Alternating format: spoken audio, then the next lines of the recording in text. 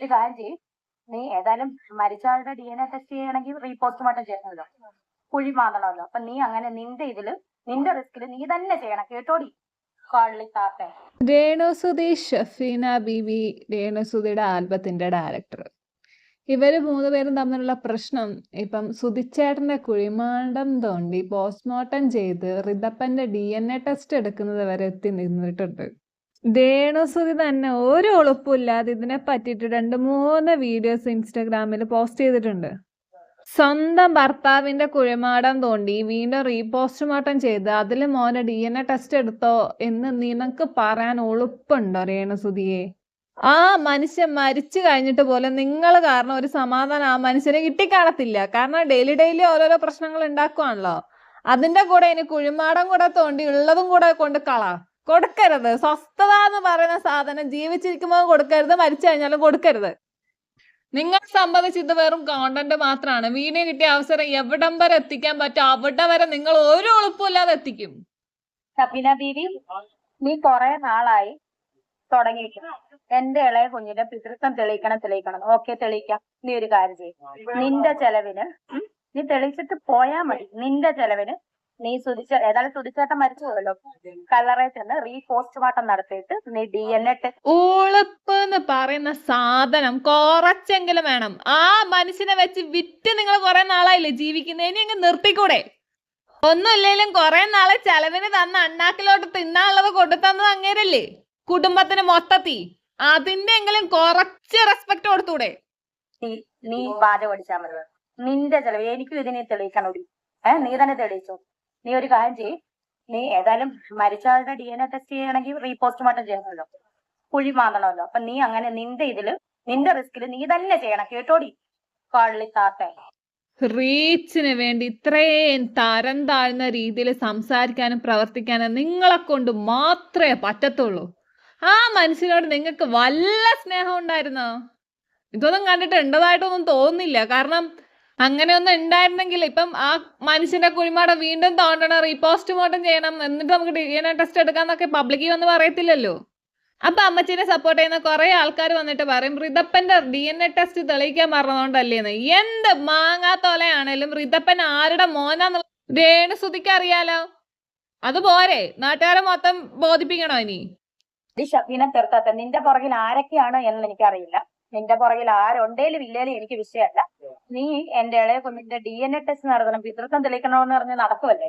നീ ഒരു കാര്യം, ഞാൻ ഈ പറഞ്ഞ പോലെ നീ അത് ചെയ്ത് കാണിക്കുക. നീ കാണിക്കണം. നീ പെണ്ണാണെങ്കിൽ നീ നല്ല തന്തയ്ക്ക് പറഞ്ഞവളാണ്, നീ കാണിക്കണോ, എടുപ്പിക്കണം. നിങ്ങളുടെ ശരിക്കുള്ള പ്രശ്നം എന്താണെന്നറിയോ? റീച്ച് ഭ്രാന്ത്.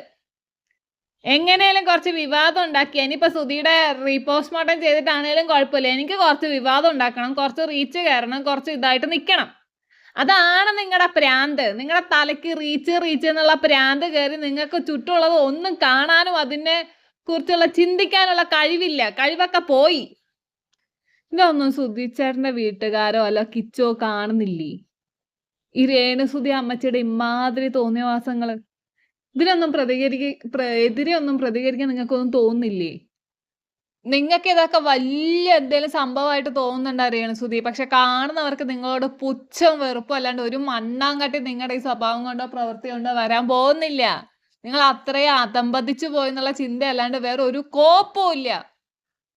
നിങ്ങളെ നാട്ടുകാർ പറയുന്നത് എന്താണെന്നറിയോ? ഭർത്താവ് മരിച്ചത് അനുഗ്രഹമായിട്ട് അയാളെ വിറ്റ് ജീവിക്കുന്ന ഭാര്യ. അതാണ് നിങ്ങൾക്കുള്ള പേര്.